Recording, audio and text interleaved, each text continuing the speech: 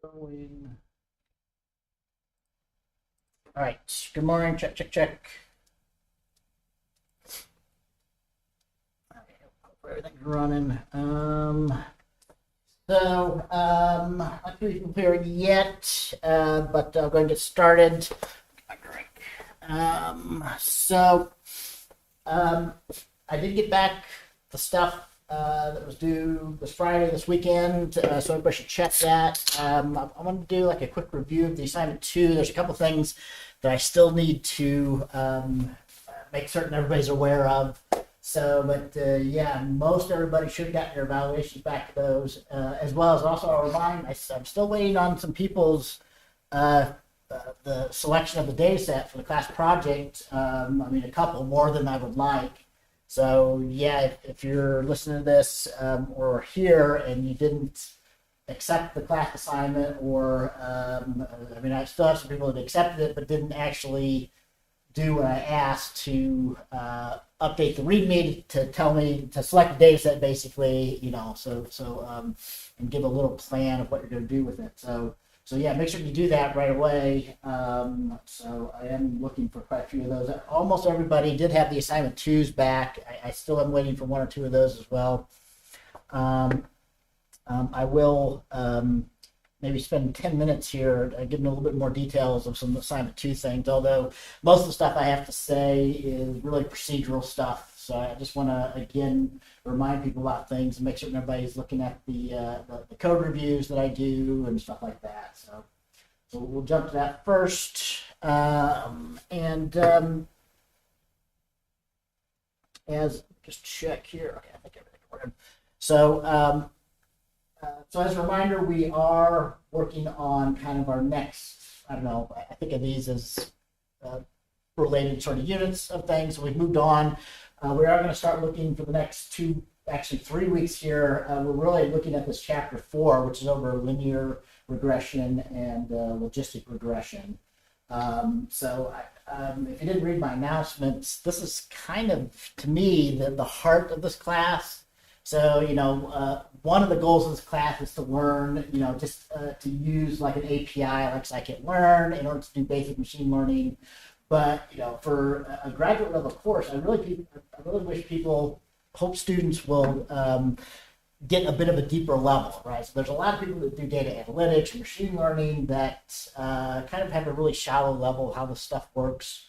So the beginnings of understanding, how a machine learning model like linear regression creates predictions and is fit to a set of data. It's the stuff that we're concentrating on for these next 2 weeks here, right? So if you haven't seen or noticed, depending on how much background you have on statistics and like linear algebra, matrix multiplication, stuff like that, you may want to do a little bit of review. I've got some notebooks for reviewing those kinds of materials. Today we will be touching a little bit on, doing like vector multiplications and things like that. And also, these next 2 or 3 weeks will be the heaviest, where we will get into kind of mathematical notation. So I'm just saying also that that stuff you'll get more out of it the stronger your background is in, if you know what some basics of linear algebra, kind of what it means, what a vector means, and visualizing how those work. Some basic statistics will be helpful too. Keep those in mind. There is assignment 3 should be available now, so I encourage everybody to, I still have a lot of people seem to not even accept the assignment until like the day or 2 before it's due. It would be a good idea to accept the assignment, make certain that you're not having any technical issues, that the GitHub Classroom can create the repository for you, and you can at least maybe start reading it. So we will get into talking about assignment 3.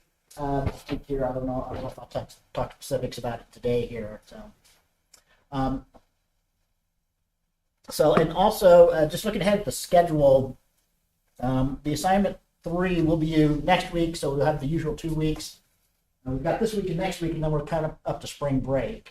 So remember that. And I think I already mentioned, so that will end up we will be doing basically our midterm exam kind of after that, and kind of continuing on talking about some of this stuff like polynomial regression and logistic regression kind of after we get back in spring break. All right, so yeah, enough about kind of announcements and things. Let me jump into assignment 2. So I like I said, I've got 1 or 2 people I still haven't given back evaluations on assignment 2. I probably will post like an example solution in a bit later on. I just wanted to mention some procedural things because I did give, so I don't know if this applies to anybody that's here at the moment or that might be with us live here, but I did give a couple of people, I basically reverted the work they had done and asked them to redo things because there were some basic things. So I wanted to mention these code reviews and feedback pull requests because still not everybody really is familiar with using Git and knows what I mean by have you checked your feedback? Have you looked at the code review I gave? Right. So I had given some feedback to a lot of people on the first assignment. So usually when I give feedback in a code review, I'm expecting you to read this so if I raise an issue, you should fix that going forward, right? So if I say you're not doing commits the way I would like, you're not formatting your code, you're not using Python documentation, all that kind of stuff. Those aren't really the primary goals of the kind of class, but these make it faster for me to evaluate stuff. So let me jump back here. So I'm looking at this was like an example student that I had from a previous version of this course here, like a GA that was doing stuff on here. So in your repository, if you're, and like I said, I think most people know this by now, but some people are still a little bit fuzzy on this. There's a thing called a pull request, okay? So as a reminder, all of your commits should be done on the main branch for assignments for this class. So don't put commits, don't be doing stuff where you're creating branches and putting work on different branches. Put everything on main and commit it and push it to main, right? So whenever I look at your commits on GitHub, I should see them all happening on the main branch here. There will be another branch called feedback, but that is used as the difference between main to compare what stuff work you did on main to what stuff hasn't been pulled over. That's basically how we create these feedback pull requests. But you shouldn't be putting anything on feedback or any other branch but the main branch when you work on stuff. Okay? Which then that's the basic thing. This feedback pull request should always be created for you for these assignments. This is the main way that I look at and evaluate your work. So when I come here, I expect to see, so a reminder, at the top of your feedback is kind of the general stuff that, if I've given you that you're not doing the stuff the way I want it to you in the past, and I see you continue making the same mistakes, so ignoring my code review, I will make you redo it. I might start taking off points if you keep repeatedly ignoring code reviews. Okay, so these are kind of the general stuff that you should be doing. So using Python documentation, generally following the PEP8 Python style guide, using basically a title and a description in your Git commit messages. Each task for the assignment needs to be in a separate commit. So like for this, and going forward, I think I'm just going to change my policy. Each task and subtask should be in a separate commit. Okay, so one of the best practices for creating Git commits is that commits should be small, be done often, and just be a set of related changes. So it's not a good idea to have a commit that's, lots of changes on lots of files. You should be very focused on that. Right? So that also helps me. There's reasons why I ask this. This helps me see your thought process, see how much time you're taking on things. So I can look individually on a commit. So if you've never looked at these, if you click on these, you can see exactly only what changes were made in that commit. Okay, so this isn't all the changes you made. This was just the changes that was made on this particular commit here that I clicked on. Right here for the student, right? And that's another thing I'll mention. So these diffs are useful. So if you look at your feedback pull requests, you should be able to see exactly which files so far have been modified in the set of commits that are in the pull request. And you can click on a specific file and see exactly which lines of code you've modified. So this is the main thing that I look for. And I need clean diffs so I can tell exactly what lines of code you've modified. So I'm not searching through and trying to figure out, is this a change that you made or something, or it was already there, that kind of stuff, right? And when I give what I call a code review, basically I'm looking through here, leaving comments, and these code reviews will appear in the feedback pull request here. Okay? So if you look at these, so I didn't have any for this student, so I just added one.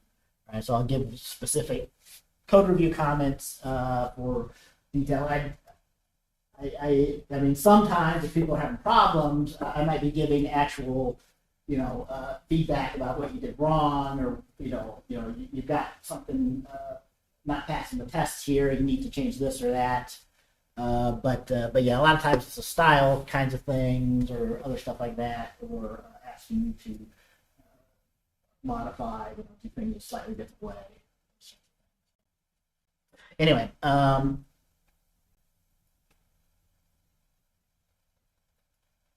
so yeah, just make certain that I still feel like a lot of people aren't, too many people aren't kind of aware of the workflow yet, even after the first two assignments here. So, and I did revert changes and ask people to redo some stuff on this one. So if you were in that boat, I still had one or two people that hadn't redone those like I asked to yet at this point here. So you should do those as soon as you should be checking the feedback and the code reviews that I give. And if I do ask you to redo some stuff, do those as quickly as you can. But yeah, I usually, for my evaluation, you'll see something like this, just a rubric or a checklist. So you might want to check those. And I might sometimes miss stuff because I do have to spot check things at times, especially with a class of this size. I've got over almost 30 people, which is pretty large usually for my graduate classes. So I'm just saying that, I might sometimes miss things, so even if I said it was right, you might still get used from thinking about kind of stuff I should be checking and seeing, well, did I really do that or not? Do I know what I meant by that kind of feedback? Okay.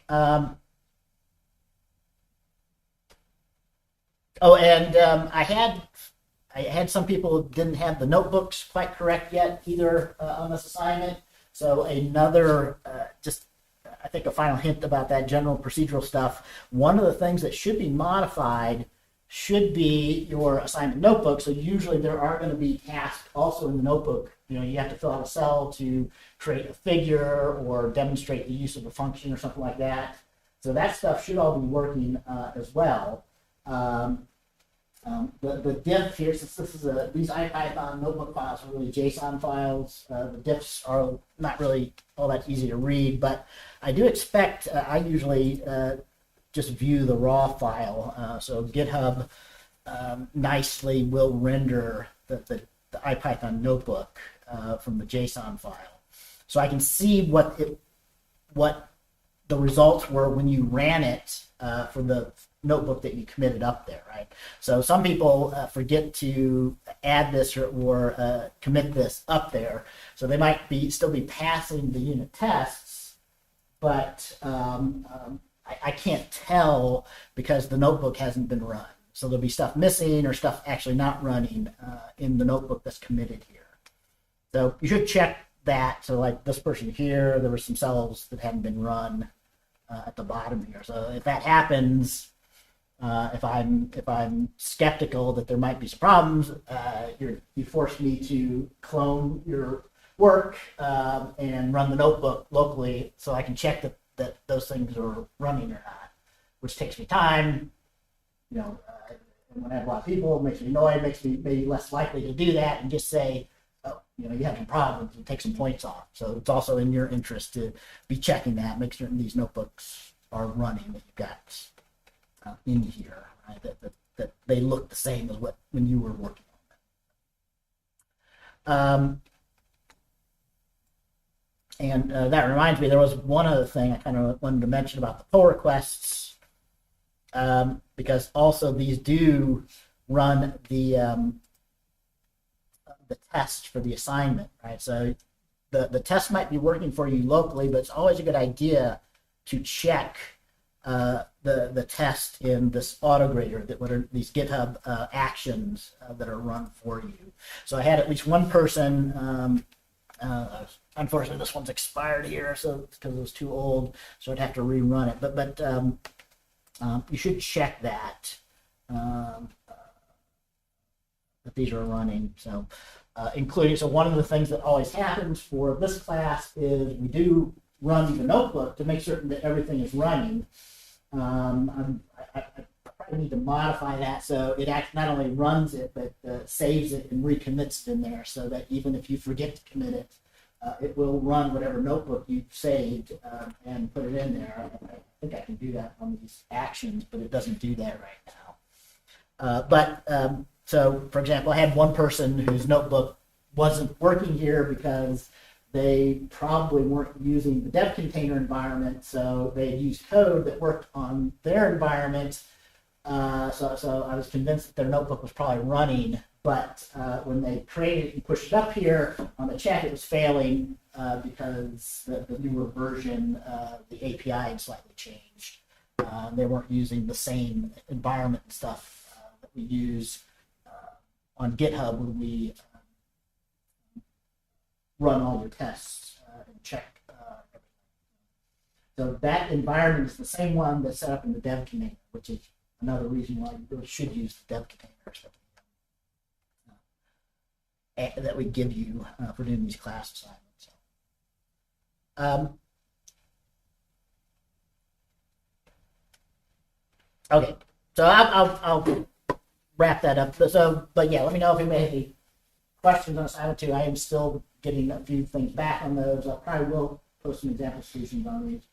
Our next assignment 3, since I already mentioned it, we are going to be building the basics of a linear regression, so to be able to fit a linear regression by hand as Python functions. So in that one, there's like 6 or 7 tasks. There's no subtasks, but you'll have to do the same thing. So you should have each of those 6 or 7 tasks done separately and committed as separate commits when you do the next assignment.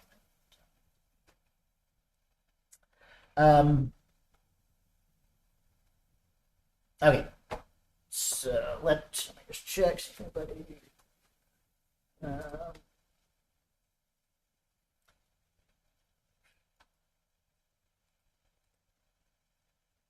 Okay, so yeah, I think that's enough about the assignment 2. We'll move on from there, but yeah, at this point, I've mostly closed it up. We got 1 or 2 more people, and if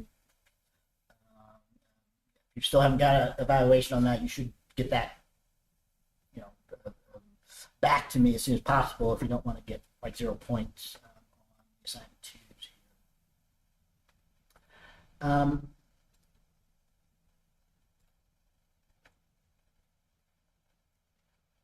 With that, I am going to spend the rest of today probably looking at the notebooks that we had for the linear regression. So I think this will be a little bit of a duplication of the lecture notebook, the lecture videos that I have for this assignment here.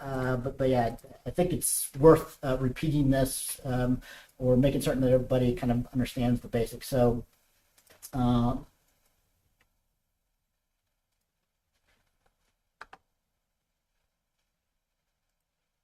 So yeah, right now we are working on this stuff. I called it Unit 5 in our class, but it's the chapter from 4 from our textbook. So most of this stuff is coming from the class textbook, as well as some additional materials from Dr. Ing's lectures. Let me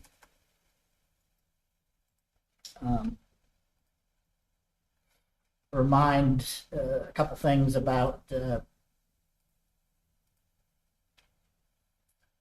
stuff here. So there are some lecture videos. I'm going to be doing these same notebooks. I just checked. I think the notebooks on the linear and logistic regression are all running cleanly, so they look fine. I especially recommend, if you haven't looked at Dr. Ing's videos, he does a really good job, in my opinion. So this is kind of his forte. If I'm not being very clear on, kind of how the details of the stuff works, he has some really good step throughs of the kind of details of cost functions and gradients and some things. So kind of as a reminder on those, you should be able to find his lecture notebooks. The 3A and the 4 are the his stuff on linear regression and logistic regression. Hopefully these links are still working. So these were old links to his course on there. So very good course. I recommend if you need more help on these concepts, look at his lectures as well. So yeah, now I'm looking at that. A lot of these, he originally in his course he was using Octave, which is like a Matplotlib open source version of MATLAB, an open source version of MATLAB. But yeah, these lecture notebooks are in Python of the stuff that he did there. So we're using Python in this course.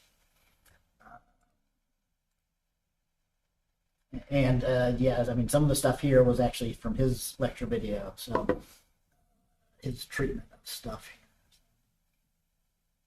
Okay, so let's get into it, because like I said, if there's one thing in this course, like the stuff this week in these notebooks, is there's one thing that I wish everybody kind of understood about machine learning, every student, it is this week's stuff.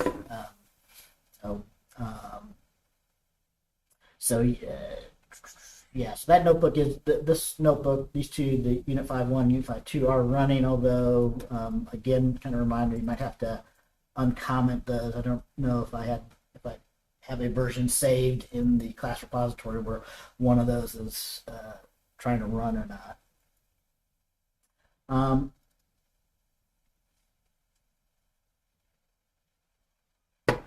So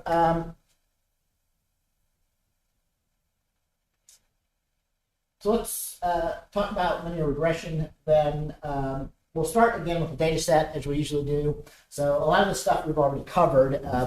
So we're using a very simple data set. And by the way, I think this is the same or very similar to the one that we're going to be using for your assignment 3. So just a small one. In this case, we've got 47 samples of some data set for house prices. And this is going to be a regression task because we want to try and predict the price of the house given the features of the house. Okay, so this is different than the California one from one of the previous chapters of our textbook. These are actual individual houses. And we've got information about the number of bedrooms and the square feet and some other stuff. We have the price of the house. We divide by 1,000, so really all in this notebook, the price is going to be in thousands of dollars. So when you see 340 as the average price, the average homes have $340,000 price for these 47 homes. So yeah, I mean, this is all the data that we have here. So intuitively, people see me across the board here.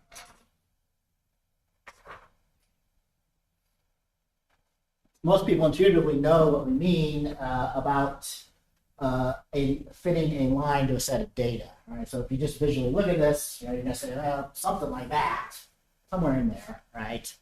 But one thing, what do we mean by fitting a line? So one of the things when we're fitting lines, we're really, this is a model or a prediction, right? So that, if I have a house, in this case, we're only using one feature, the size of the house in square footage, and we want to try to predict the price in thousands of dollars, right? So if I have a house, a new house that I've never seen before, that's 3,500 square feet, I might predict that it has a price of around there. There's a couple of assumptions for a linear model like this. So basically, you're assuming that the data has a linear relationship, so it's not nonlinear. When you're fitting a linear model, that means basically if we have just a single feature, it's going to be a line of the model of, if I have the feature, what the predicted price would be. So another thing, I mean, intuitively, you got some idea of what the best model would be, the best linear model would be, if you've never done something like this. If you had to draw a line, it's something that's going to be centered in here, that's as close as possible. So there's noise in these. So you'll never have perfect data that exactly fits on the model. Specified. There'll always be noise. There's other factors that might be affecting the price. So some of these are much more than you expect the size because they have other features in the house that are really desirable. And some are less, or much less. The house is run down, even though it's somewhat big.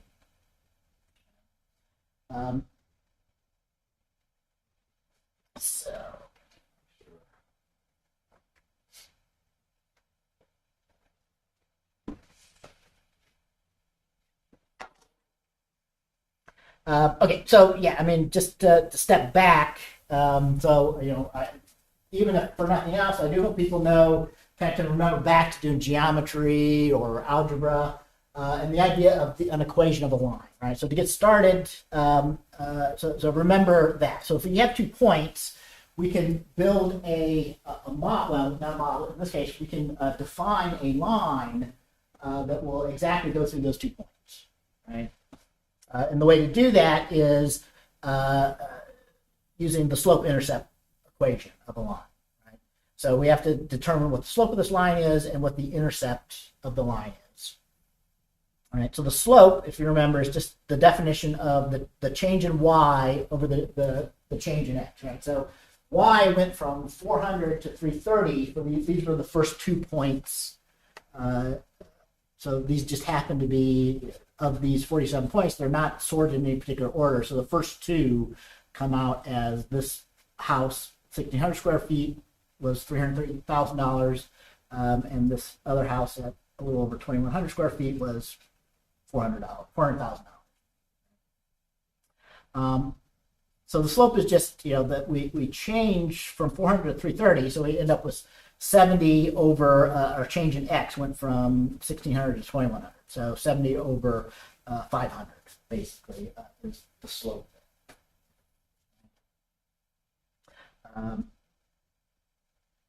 So we can just directly calculate the slope of the line that would go through those 2 points like that. So the change in y, the slope is just the ratio of the y change to the x change. All right, so we end up with the slope under 1. So if for every 1 unit of change on x, you change by 1 of y, you get a slope of 1. So this one is less than 1.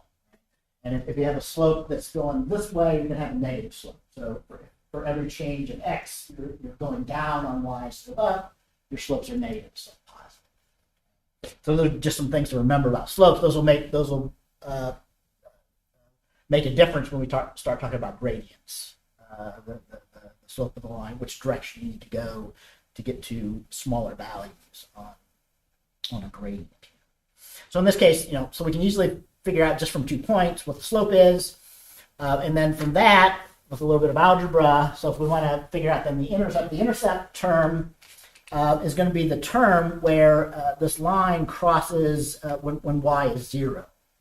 So that's one reason why it's called intercept. So we'll also call this the bias term in this class. In machine learning, and especially in neural networks, deep learning, this is usually referred to as a bias term. But this is because this line here, there's an infinite number of lines that have the same slope, right?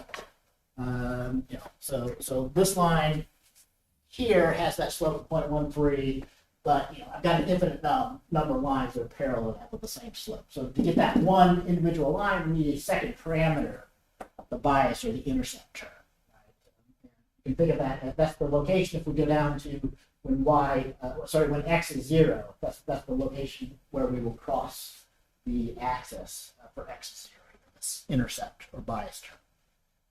But we can easily figure out for that one particular line by a little bit of rearranging. So we could have put in either point here, so y0 or y1 and x0 or x1, we should get the same intercept in both cases here, the same bias term. So those two values, the slope and the intercept, the slope and the bias term, uniquely define a line that goes through those 2 points. And so we can plot it out. So we're using that B and M to actually plot our model or our line that goes through those 2 points. Get a better marker here.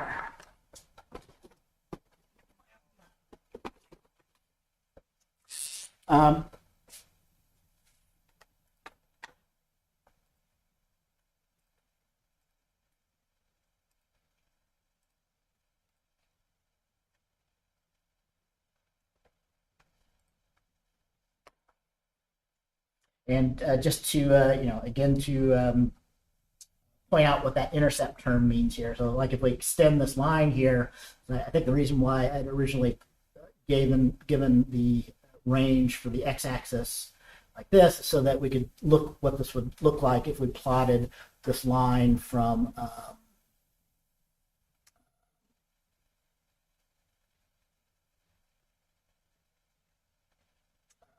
all the way from like 0. Right, so if we go extend the line all the way down to when x is 0, it comes down to there. So I mean that's the reason why this is called the intercept. That's going to be the location at 107.677 where this line crosses when x is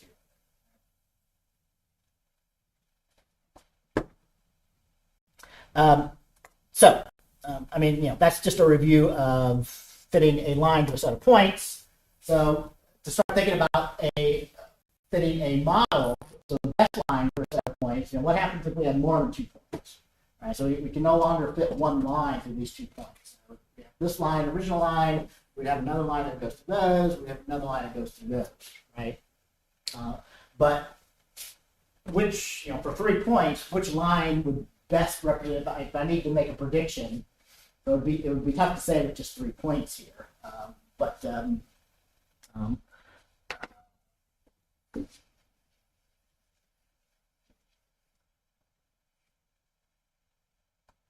yeah, I mean, or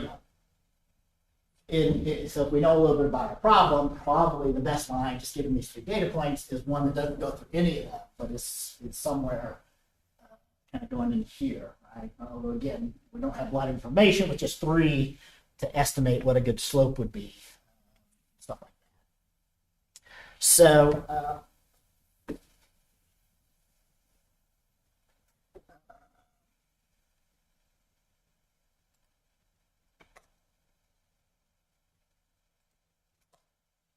So before we define how we can figure out what the best line is, I think in this class we've run across before. I mean, we have done some linear models already. So we used linear regression in our problem, in our assignment we just finished, by calling the scikit-learn and the stats model to fit a linear regression, to fit a line to a set of data. Another one, if we haven't done in this class before, there's a basic one from NumPy called polyfit, which can fit a nth-degree polynomial to a set of data. So if I fit a one-degree polynomial, that's the same as fitting a line to a set of data. So if you do this, it tells you, so you're getting basically, for a one-degree model, you'll get 2 parameters, the slope and the intercept. So it'll give you a tuple as a result of fitting. Here we're fitting all 47 points. We're passing to all 47 points and the price that we're trying to predict. That's what's in the x and the y at this point. And it tells us that the intercept is 71. Remember, it was 107 for the first 2 points that we had selected and drew a line through. And the intercept, the slope is 0.13. So as a comparison, so this was the line that we fit through the first 2 points of the 47 data set. Right? So it just happened that we don't know why or how PolyFit determined that the slope and the intercept for the best fitting line is that line. That's what the PolyFit we just ran, and that we're plotting as the blue here did, right? So it's telling us, in some sense, that's the best fitting line that has a slope of 0.13 and an intercept of 71.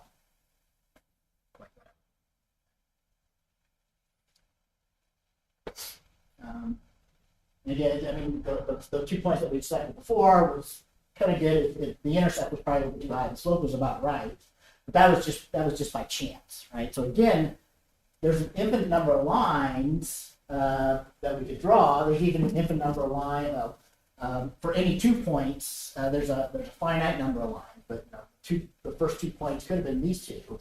So we could have had a line like that, which would be very different from the best fitting line, having a negative slope.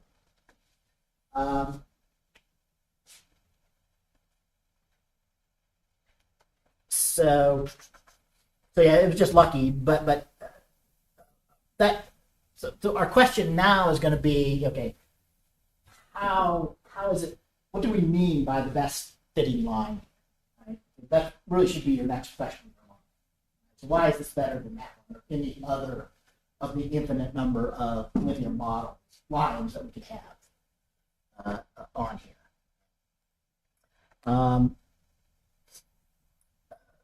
But yeah, so if you're interested, you can also use Seaborn to just direct. You don't have to actually first fit a linear model using like PolyFit or scikit-learn's linear regression.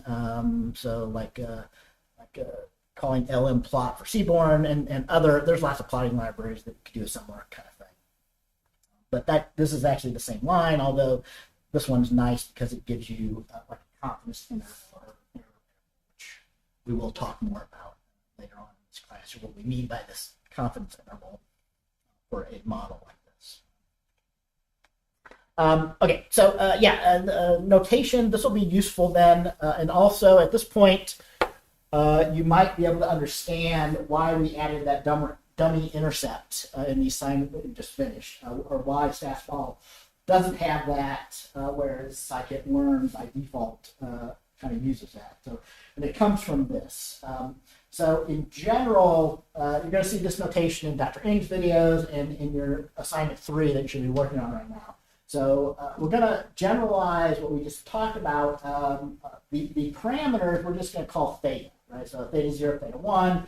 So when we have just a single input feature, so x1 is our input feature in square feet, we can just rename those. So now the intercept we're going to call theta 0, and our slope, which is the parameter that gets multiplied by our feature 1, it's called theta 1.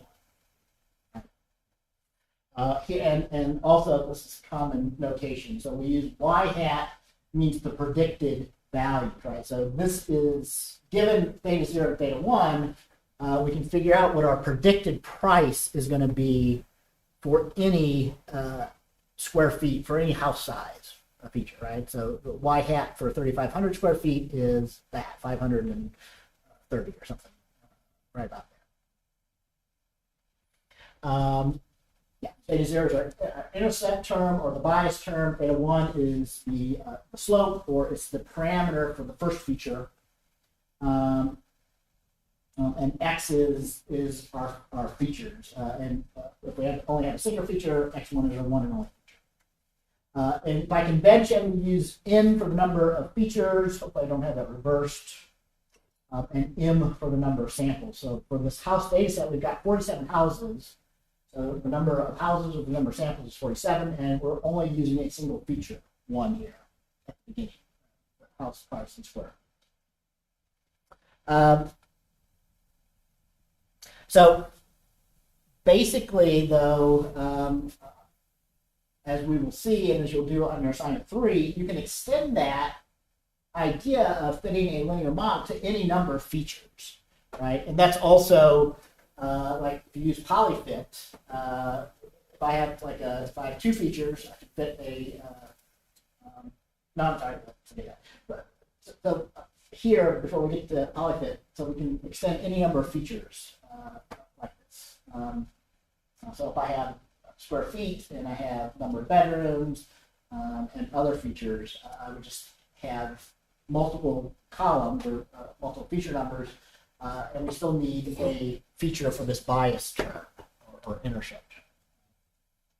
So in general, then moving to linear algebra, we can, if you know what a vector-vector multiplication is, this and that is equivalent if we add in a dummy feature for the bias term that's always 1. All right, so when we have in features, we're going to have n plus 1 parameters, right?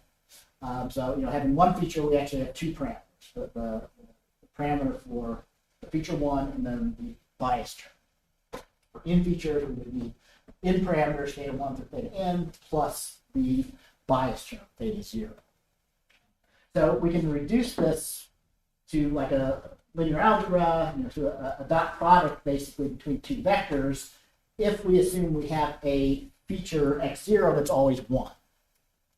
So that is equivalent to taking theta 0 times x0, which is 1, plus theta 1 times x1. So that's just what a vector-vector product is in linear algebra.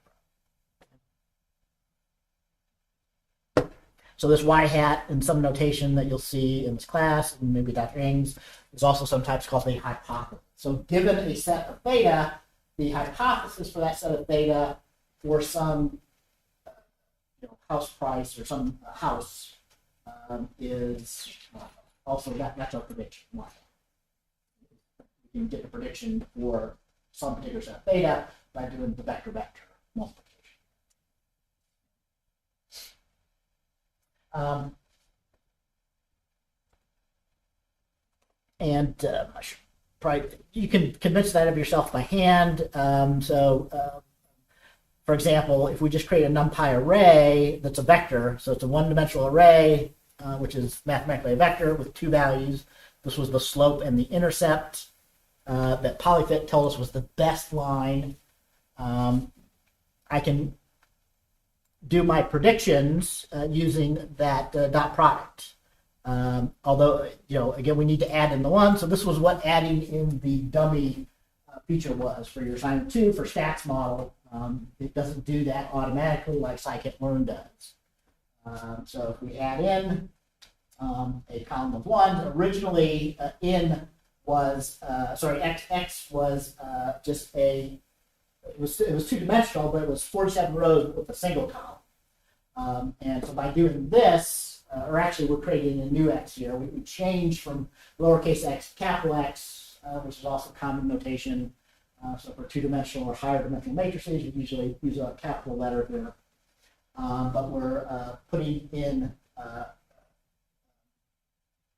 so this creates a 2-dimensional, 47 rows and 2 columns of all 1s, but then we replace the column index 1 with the original square feet. Right? So then we end up with this 2-dimensional matrix. Right? So the shape of this is 47 by 2. So I was talking about vector-vector, but another reason why we do it like this, define it using linear algebra, is we can also do the same thing with more than 1 sample. So I can predict what the house price would be given those theta for all 47 of these in a single operation using the dot product or the matrix multiplication. You just have to. So I know this confuses students sometimes because you'll see it done one way or the other in different places. You just have to make certain that, if you know how matrix multiplication works, that the shapes are correct here. So since theta is just a 2-dimensional vector, this shape here is 47 by 2, so a dot product of theta times that doesn't match because the size of the matrix or the vector has to match up. So 2 doesn't match with 47. But you can do the same dot product by just transposing. So then we end up with a 2 by 47, and then the dot product is defined for that. So that's one way you'll sometimes see do that. So the result of that is we get 47 predictions. So these will all be values on our line model, linear model, for this particular set of data, which is in some sense the best line for these 47 house prices. Or some locations you'll see it just done like this. So here, the x is of shape 47 by 2. So if we just switch the order of the parameters, also that dot product is defined. You should get the same thing. So this was a vector of 47 items. You get also a vector of 47 items without having to do the transpose here. But it's the same 47 predictions. And yeah, in both cases, the result is a vector. So it's a one-dimensional array of 47 vectors. Y.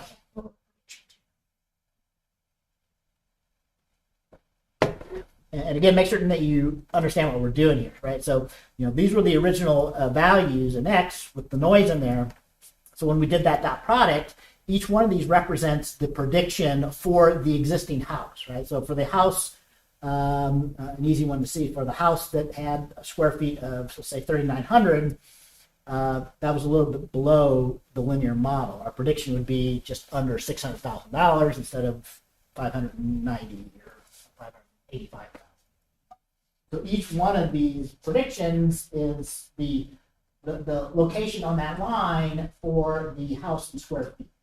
So each one of these should have a corresponding value either above or below, or so notice nothing is exactly, we're kind of close, but we don't have an exact prediction for our best fitting line. But in some sense, so to move on, in some sense, this is the best we can do, right? We're minimizing something. So that brings us to the cost function. I'm speeding up a little bit here because I did want to get through the cost function here today. We can talk about the rest of this stuff on Thursday. So what does it mean that this is the best line, right? So that's where the cost function, or sometimes called the fitness function, comes in. Okay. So just to jump to it, intuitively, what we want to minimize is the difference between what we predict and what the true value is, right? So that is how we're going to define the cost function, and that should make sense. I mean, I won't formally kind of prove, and there's other definitions you could give, right? But what we're basically using here is that the difference between our prediction and the true value is how good or bad we did. Right? So we did really good on this one because there's very little difference between prediction and value. But something like here, we had a bad prediction. We predicted 250,000, and it was actually 450,000. So we had a large error. So you can talk about the error for a single prediction, the difference between the true value and my predicted value, and that is what we show first here, right? So our difference for the very first value of the 47 houses was this, right? So we had an error. We were predicting underneath that. So if you take prediction minus the true value, we end up with a negative error. So we were below the true value. But again, just one doesn't really tell you how good this line is, right? I mean, so we're really bad on this one, really good on this one. So what you need, what a cost function really is the average of these errors of the individual one. So if I get all of these errors and just average them up, that will in general tell me, how good this line is doing overall for all the values I want to make predictions with some caveat. So the problem is that some of these errors that I just defined are negative and some are positive. So really what you're interested in is how far away you are, not whether I was below or above on my prediction. So as a okay, so before I jump ahead too much, so we could get, not just the errors for one single value, but this is all 47 of the errors, some negative, some positive. And one property of the best fitting line is actually the sum of these raw errors that I just showed you is going to be 0. So this is essentially 0, something times 10 to the negative 12, very small number. Because the negatives and positives are basically canceling each other out. But so like I started saying, what I really want is I need the magnitude difference, right? Because a line like this is going to have a different set of errors than a line like this, and these are going to be bigger. If I sum up, all these are going to be my predictions here would be too high, so all these would be positive. But if I sum those up, these will be much bigger than the sum of the errors that we have here. We're taking like the absolute value of the magnitude. So anyway, that's intuitively what the first thing, if you've never run across this, is you might say, well, so I need the magnitudes. What I really want is the average of the so here we're not doing the average yet, we're doing the sum, just the sum of the absolute value. Right? So this is the sum of all of these where we just have the magnitude, positive or negative. And we can get what's known as the absolute error. So that was one of the things you did in assignment 1, the mean absolute error. So we get the mean absolute error by just dividing by the number of samples. So this does tell you something here.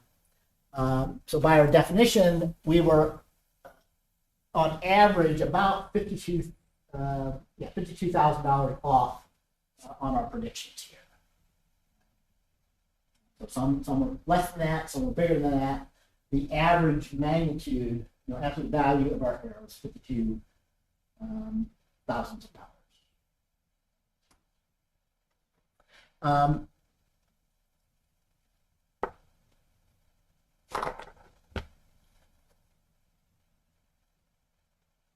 So for reasons that I'm probably go into more details later on this, instead of the absolute error, absolute value of the errors, we normally use the square of the difference. Right? So the mean squared error is really the square of that error, that difference that we just did here.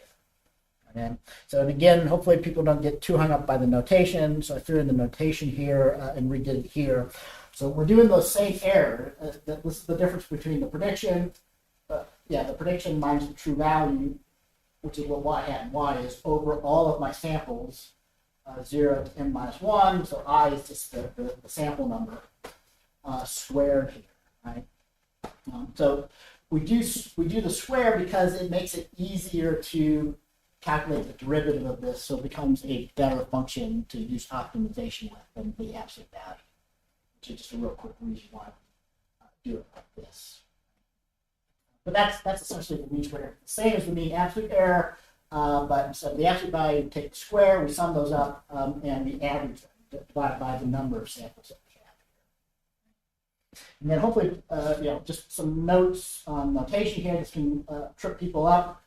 So in a mathematics text, you see this usually defined from 1 to m. But in Python, we use zero-based indexing, so it's better to think of this going from index 0 to m minus 1. So if I had 47 samples, my indexes go from 0 to 46. So that means I'm going to have true prices at index 0 to 46. So this notation is really just taking the index into the true values and left the y. And then we'll have 47 predictions, when we have the particular model, index 0 to 46 as well.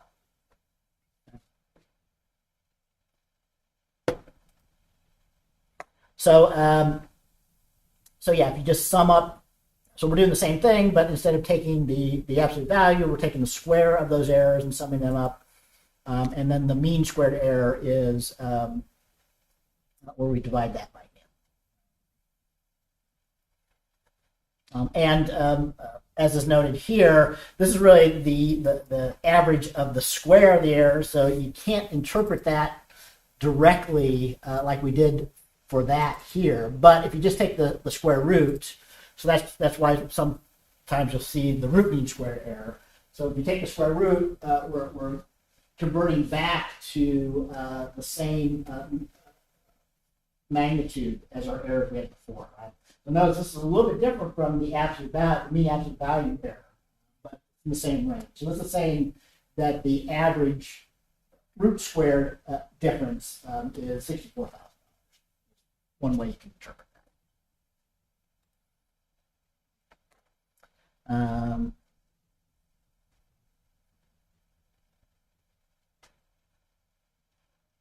Okay, yeah, so that's a good place. So I'll wrap up there today. So hopefully everybody followed that. So if you follow all that, the next thing is, okay, we can now use that cost function to figure out what line will give us the smallest error, right? So the polyfit is telling us, since I'm just using the same parameters that polyfit tells us what's the best line, it's telling us that we can never have a line that would get a better root mean squared error for those 47 values than 64. It's not possible to have a line that has a root mean squared error of 63 or anything lower than that. That is the minimum. But yeah, that's the next notebook where we talk about breaking the sentence. All right, yeah, so let's stop there for today. I'll let you guys go. I'll see you guys on Thursday. Then we'll get into the graded descent, and also I'll start talking specifics about the assignment. But a lot of the stuff on the assignment is pretty similar to these things here. The first few functions you have to build are like a predict and a cost function. All right.